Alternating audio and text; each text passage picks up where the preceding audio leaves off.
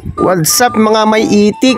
Ngayong araw guys ay samahan nyo kami na mangmingwit sa dagat.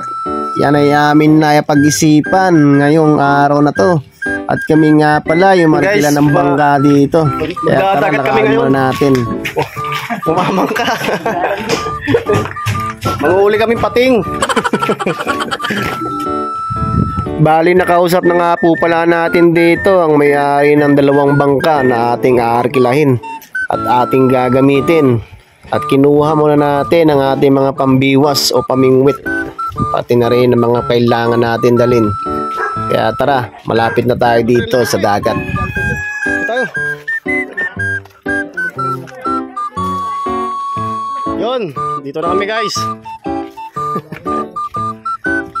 Yan si kuya may-ari ng bangka.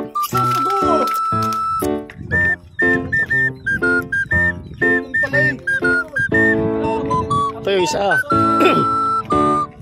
Tapos yun. Hindi pala yan.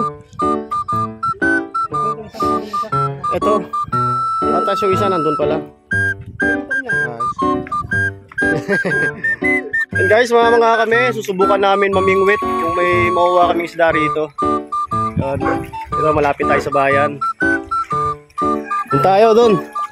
Ayun yung talagang ano rito, maninisid. Muro ami. Ayan, binababa na nila yung bangka. Pero hindi naman yata, hindi yata yung gagamitin. Yung isa, yun doon. Yung kulay blue. Kasi isa nandun. Kukurin pa.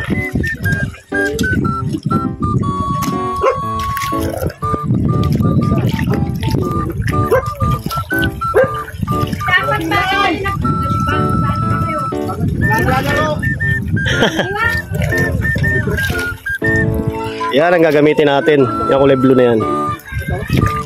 Yan guys, at naibaba na nga ang ating bangkang gagamitin.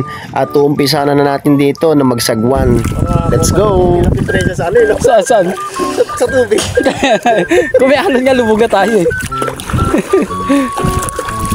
Talaga pre, magandang umaga.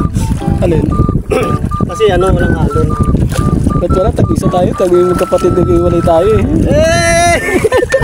Pag lumubog tayo, di natin anong gagawin natin. Mabilis pala yung sagwan eh, no?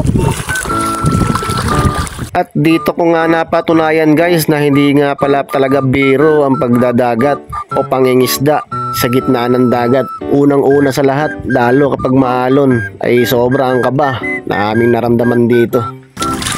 Hey! Guys, mga tayo! Sekes lang kasi mahirap pag kakat mo pa eh. Kakasan natin ang Mundo na kahirapan. Kakasan natin ang mundo. Yon guys, hanggang dito na lang muna. Abangan nyo na lang bukas ang karugtong ng video na to kung anong nangyari sa aming pangingisda. Yon, maraming salamat sa inyo.